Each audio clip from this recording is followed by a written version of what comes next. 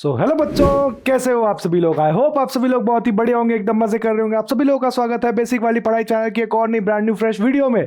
तो यहाँ पर आज हमारे पास में वीडियो है 9th क्लास के, हमारा जो संघर्ष बैच है उसकी आज फर्स्ट वीडियो है 9th क्लास के लिए।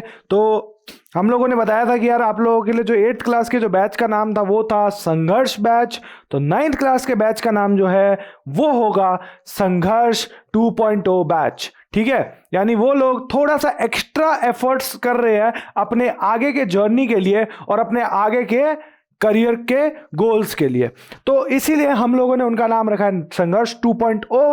एंड 10th क्लास की जो वीडियो आने वाली है परसों, उसमें हम लोग बताएंगे कि 10th क्लास के बैच का नाम क्या है, वो भी इसी से रिलेटेड है काफ़ी ज़्यादा। तो आई होप अगर कोई 10th क्लास का यहाँ है तो वो वीडियो चेकआउट करना, ताकि उसको पता लगे कि क्या क्या चीज़ें, क्या क्या इंफॉर्मेशन हम लोग सर्कुलेट करने वाले रहते हैं।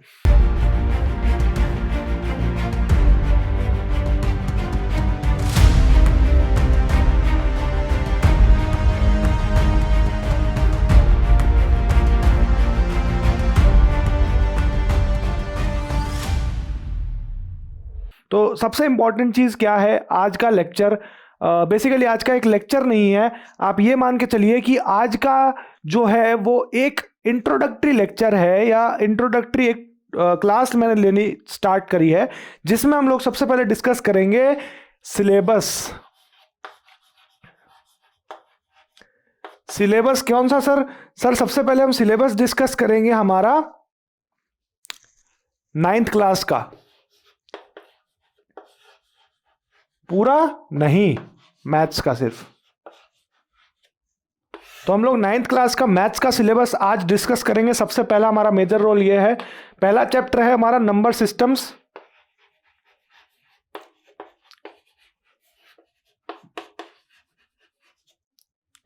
दूसरा चैप्टर है हमारे पास में पॉलिनोमियल्स। तीसरा चैप्टर है हमारे पास में linear equation in 2 variables. Fourth chapter हमारे पास में कोऑर्डिनेट ज्योमेट्री।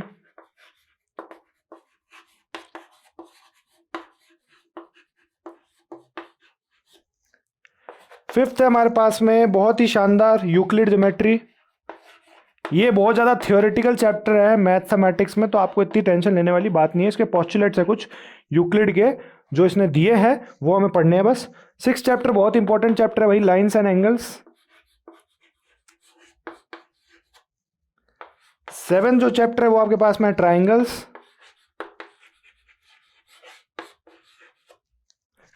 8th जो आपके पास में चैप्टर है वो है आपके पास में क्वाड्रिलेटरल्स।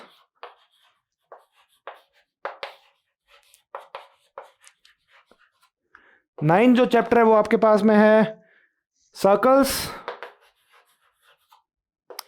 10th जो चैप्टर है वो आपके पास में है Heron's formula.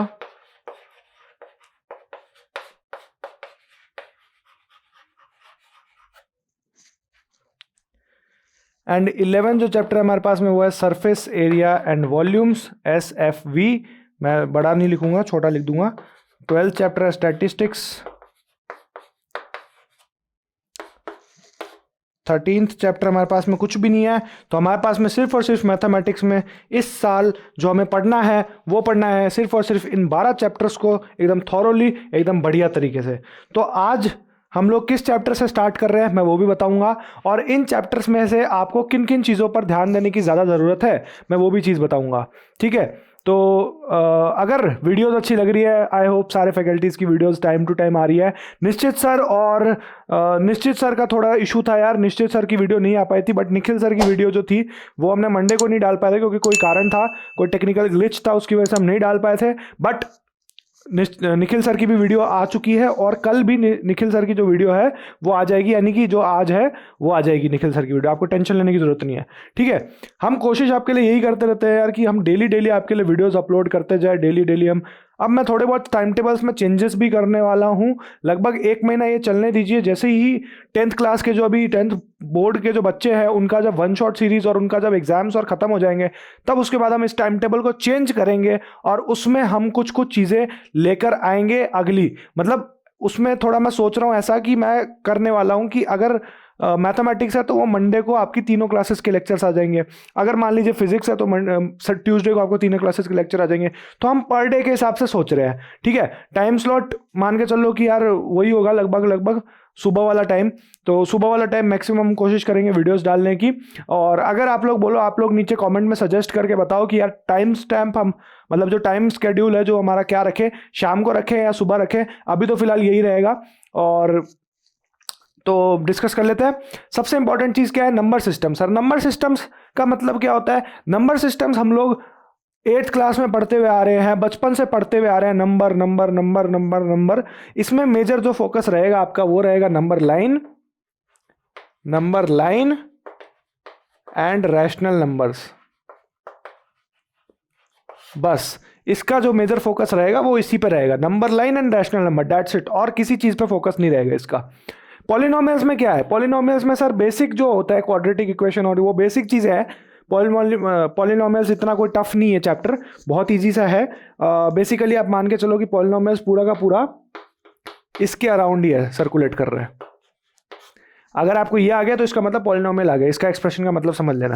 Linear equation in 2 variable क्या है? 8th क्लास में आप लोग 1 वेरिएबल के बारे में पढ़ते हैं कि लीनियर इक्वेशन इन 1 वेरिएबल क्या होता है। वहां पर आपके पास में सिर्फ और सिर्फ एक ही वेरिएबल के साथ में आपको जो है वो इक्वेशन सॉल्व करनी होती है। मान के चलिए कि आपके पास में इक्वेशन थी 2x माइनस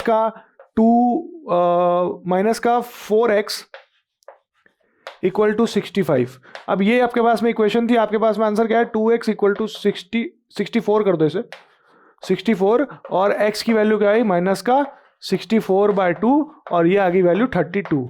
तो x की वैल्यू माइनस का 32 आ गई। इजी इजी इजी, कोई दिक्कत नहीं, इजीली सॉल्व करते थे। बट अब यहाँ पर फंडे चेंज होने वाले हैं। यहाँ पर आपको काफी सारे मेथड से इंट्रोड्यूस कराया जाएगा कि आप किन तरीकों से एक ही इक्वेशन में 2 वेरिएबल्स को सॉल्व कर सकते हैं। यानी कि वहां पर x और y दोनों एक साथ यूज हो रहे होंगे। तब यहाँ पर आप क्या करोगे वो हम आपको सिखाएंगे इस सेशन के थ्रू। कोऑर्डिनेट ज्योमेट्री का मतलब क्या हुआ? कोऑर्डिनेट ज्योमेट्री टोटली बेस्ड है ग्राफ्स पर, बार ग्राफ्स और जितनी भी सारी चीज़ें हैं वो सब छोटी मोटी चीज़ें। अब आइए कोऑर्डिनेट ज्योमेट्री में। तो कोऑर्डिनेट ज्योमेट्री बड़ा ही इजी सा चैप्टर है, कोई इतनी दिक्कत नहीं होती, बहुत आसानी से आप कर सकते हो। ज्योमेट्री के बारे में यार बहुत ईजी है। यूक्लिड की ज्योमेट्री है तो इसमें सिर्फ और सिर्फ 8 या 9 पोस्टुलेट्स है कुछ यूक्लिड के, उसी पे पूरा चैप्टर आधारित है। तो वो एक थ्योरेटिकल चैप्टर है, मैं उसको स्लाइड्स के हिसाब से आपको समझा के करवा दूंगा, टेंशन मत लेना कभी भी। Lines and angle is a very important chapter जो आपके आई थिंक 8th क्लास में भी आता है, 8th में नहीं आता, 9th में आता है, 9th से स्टार्टिंग होती है। और देखिए लाइंस और एंगल्स के बारे में आप बचपन से पढ़ते आ रहे हैं। लाइंस क्या होती हैं? लाइंस सर ये होती है। एंगल्स क्या होते हैं? इस पे कि सर एक लाइन बना दी तो ये एंगल हो गया। तो बेसिकली इन चीज़ों के बारे में आप बचपन से पढ़ते हुए आ रहे हैं। तो जब आपको ये चीज़ों के बारे में पता है तो इन चीज़ों के बारे में आपको जब ये पता है तो आपको मैं थोड़े बहुत कॉन्सेप्ट्स और ऊपर नीचे करवाऊंगा तो आपको इजीली पता लग जाएगा, कोई इतनी दिक्कत नहीं होगी। बहुत ही आसानी से आप लोग समझ सकते हो लाइंस और एंगल्स क्या होता है, कोई दिक्कत नहीं होगी। ट्राइंगल्स जो है उसमें हम लोग ट्राइंगल्स की बात करेंगे डेफिनेटली, सर चैप्टर जस्टिफाई जो कर रहा है अपना नाम के हिसाब से, ठीक है। क्वाड्रिलेटरल्स है, क्वाड्रिलेटरल्स में सर हम क्वाड्रिलेटरल जितने भी होते हैं यानी कि क्वाड्रिलेटरल का मतलब क्या हुआ?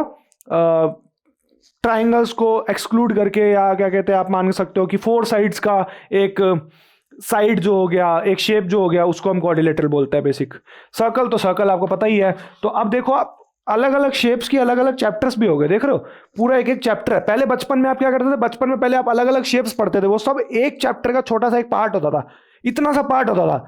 अब वो सब एक एक अलग अलग चैप्टर बन के आ गए, एक इतना बड़ा चैप्टर, एक इतना बड़ा चैप्टर, एक इतना बड़ा चैप्टर।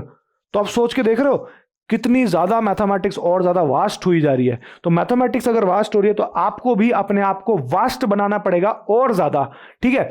और अगर आपको वीडियोस अच्छी लग रही है, मजा आ रहा है, कोई भी दिक्कत नहीं आ रही, मन कर रहा है कि भाई और मैथमेटिक्स को पढ़ें और हम इसमें अपना कुछ नया एलिमेंट डालने की कोशिश करें, तो अभी के अभी जाके बेसिक वाली पढ़ाई चैनल को सब्सक्राइब करो। ये मैंने चैनल बनाया है, बड़ी ही मुश्किल से यार ये चैनल चल रहा है अभी फिलहाल। बहुत ज़्यादा डिफिकल्टीज आती हैं हमारे शूट के टाइम पर भी, हम शूट करते हैं। देखो डिफिकल्टीज कैसी आती है, कभी कभार ऐसा होता है कि हम लोग क्या कहते हैं, शूट हमने स्टार्ट कर दिया, कैमरा स्टार्ट रिकॉर्डिंग पर है लेकिन हमने माइक ही कनेक्ट नहीं किया। कभी कभार क्या कहते हैं, माइक कोई टेक्निकल ग्लिच हो जाता है, या कभी कभार जब पीपीटी में हम वीडियो बना रहे हो तो पीपीटी वाली वीडियो का फाइल ही करप्ट हो जाती है, बहुत ऐसे दिक्कतें आती है। लेकिन फिर भी हम इस दिक्कत में से भी आपको एक बहुत ही अच्छा आउटपुट देने की कोशिश करते हैं। तो आपको उस आउटपुट के लिए एक नीचे कमेंट करना है कि सर आउटपुट के लिए हम रेडी हैं, और आउटपुट हम बहुत ही बढ़िया तरीके से पढ़ने वाले हैं। और दूसरी चीज आपको क्या करनी है, आपको अपने इस चैनल को, यानी कि ये मेरा चैनल नहीं है, ये आप लोगों का चैनल है, इस चैनल को आप लोगों को जाकर हर एक बंदा जो आपका फ्रेंड है जिसको बेसिक्स में दिक्कत आ रही है, देखो एक तो बच्चे होते हैं वो वाले जो सबकी मदद करते हैं, ठीक है, भले ही उनकी खुद की पढ़ाई उतनी अच्छी ना हो लेकिन वो सबकी मदद करते हैं, ठीक है। और एक बच्चा जो हो गया वो हो गया कि वो इस बात से मदद नहीं करता कि यार अगर ये पढ़ लेगा तो मैं आगे इससे पीछे पिछड़ जाऊंगा।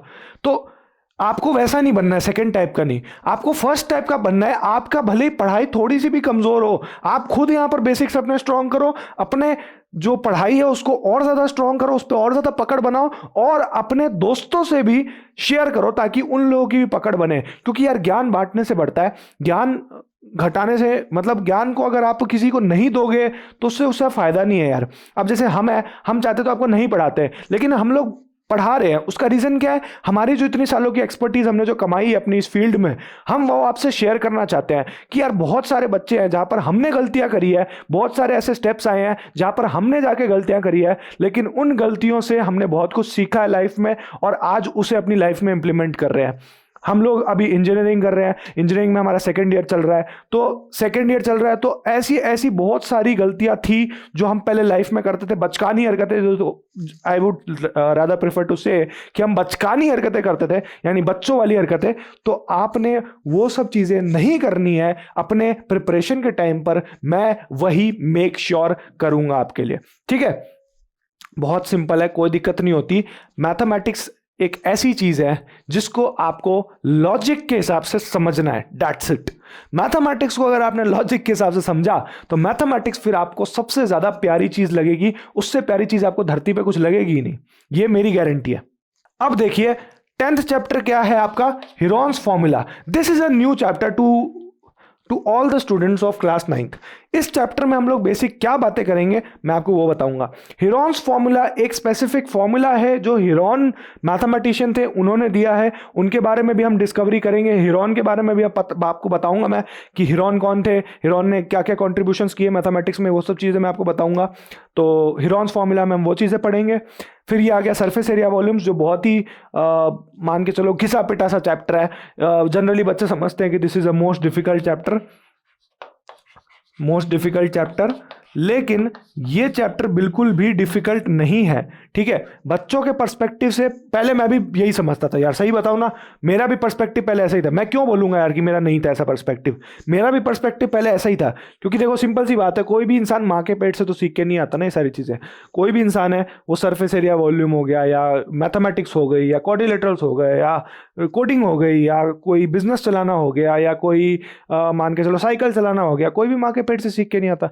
सब लोगों को आके यहाँ पर प्रैक्टिस करनी पड़ती है, मेहनत करनी पड़ती है, उस चीज़ के प्रति अपना जी जान लगाना पड़ता है, तब जाके ही वो चीज़ आपको एक एक्सपर्टीज प्रोवाइड करती है, ठीक है। तो मेरे हिसाब से भी, और मेरे साथ में जितने भी मेरे बैचमेट्स थे उसमें से 90-70 मैं बोलूँगा 80% बच्चों को जो थे वो, उनको ये सरफेस एरिया चैप्टर वॉल्यूम बहुत ज़्यादा ही डिफिकल्ट लगता था। बट मैं आपको बताता हूं, ये एक स्टीरियोटाइप है जो बहुत सारे बच्चों ने एक दूसरे के साथ कन्वे करके, माउथ पब्लिसिटी कर करके, और एक दूसरे के साथ मिसकम्युनिकेशन का गैप है यहाँ पर। तो ये जो चैप्टर है, अगर आपके टीचर ने आपको बताया होगा तो ये चैप्टर सबसे इजी चैप्टर है, इजीएस्ट चैप्टर है इस पूरे 9th क्लास का। उसका रीजन क्या है, देखो इसमें क्या होगा, लीनियर इक्वेशन 2 वेरिएबल्स, मैं एग्जांपल भी दे देता हूँ, कोई दिक्कत नहीं है। लीनियर इक्वेशन 2 वेरिएबल में क्या होगा, आपको सिचुएशन दे देंगे कि भैया आपको एक सिचुएशन दे दी, ये अब आपको क्या कहते हैं, इसमें ऑटोमेटिक इक्वेशन भी फॉर्म करनी है, फिर उस इक्वेशन को आप किस हिसाब से रिजल्ट लेके आओगे वो भी आपको निकालना है। तो इसमें बहुत ज़्यादा माथाफोड़ी है। फिर यहाँ पर देखो कोऑर्डिनेट ज्योमेट्री, तो इसमें ही माथाफोड़ी है। हीरोन्स फॉर्मूला, तो उसमें ही माथाफोड़ी है। असली चीज़ क्या फ़ायदा है, असली चीज़ इसमें है कि डायरेक्ट फॉर्मूला पुट करो। अब जैसे वॉल्यूम ऑफ क्यूबॉइड क्या होता है, length into breadth into height, simple सा फॉर्मूला है। 3 ऑप्शंस, 3 आपको जो है क्वांटिटीज दी हुई होगी क्वेश्चन में, आपको सीधा सीधा इनमें पुट करना है, दैट्स इट, आपका क्वेश्चन सॉल्व। बस यहां पर थोड़ा बहुत दिक्कत आती है जब आपके पॉइंट्स में आते हैं क्वेश्चंस कि यार पॉइंट्स में थोड़े आगे तो आपको कैलकुलेशन में मिस्टेक होगी, क्योंकि एग्जाम्स में तो कैलकुलेशन जो कैलकुलेटर है वो प्रोहिबिटेड रहता है। तो इसके लिए आप कैसे सॉल्व करोगे, तो उसकी भी मैं छोटी मोटी ट्रिक्स बता दूंगा आपको कि आपको कैसे इजीली सॉल्व करना है। जैसे अगर 2.5 आ गया तो 6.25 होता है उसका आंसर। तो ऐसे बहुत सारी चीज़ें हैं, तो वो हम डिस्कस करेंगे। और जब ये चैप्टर आएगा ना, मैं तब डिस्कस करूंगा थोड़ी बहुत चीज़ें और इजीएस्ट ट्रिक्स को डालने की कोशिश करूंगा। अब बात करते हैं स्टैटिस्टिक्स की। स्टैटिस्टिक्स क्या होता है भैया? स्टैटिस्टिक्स का मतलब है कि आप अपने डेटा को किस हिसाब से अरेंज करेंगे कहीं पे भी। मान के चलिए कि आपके पास में एक डेटा है आपकी क्लास का, आपकी मैडम ने बोला कि आपको एक क्लास के लिए आपको एक चार्ट सा बनाना है, ठीक है।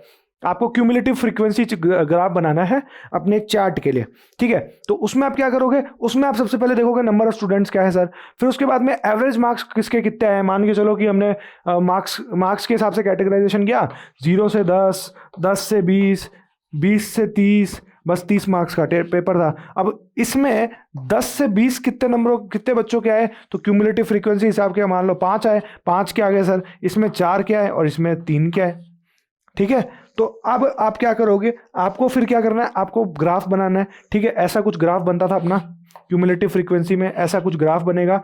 यहाँ पर आपको वैल्यूज डालनी है इसकी 0, 10, 20, 30 और फिर उसके बाद में यहाँ पर स्टूडेंट 1, स्टूडेंट 2, स्टूडेंट 3, स्टूडेंट ऐसे करके अलग अलग डालना है आपको। मान लो कि स्टूडेंट 1 जो था उसका एवरेज नंबर आया यहाँ पर, तो ये यहाँ पर हो गया, ठीक है, ये यहाँ पर हो गया। फिर उसके मान लो इसके यहाँ पर आए, फिर इसका मान लो इसका यहाँ पर आया, तो आपका ग्राफ कैसा बनेगा, ऐसे ऐसे, ठीक है। ये आपका पूरा का पूरा ग्राफ बनेगा ऐसे। तो ये बेसिकली होता है क्यूमुलेटिव फ्रीक्वेंसी टाइप का ग्राफ। और स्टैटिस्टिक्स में हम लोग यही चीज़ें पढ़ेंगे, बहुत ज़्यादा अलग अलग टाइप की चीज़ें पढ़ेंगे।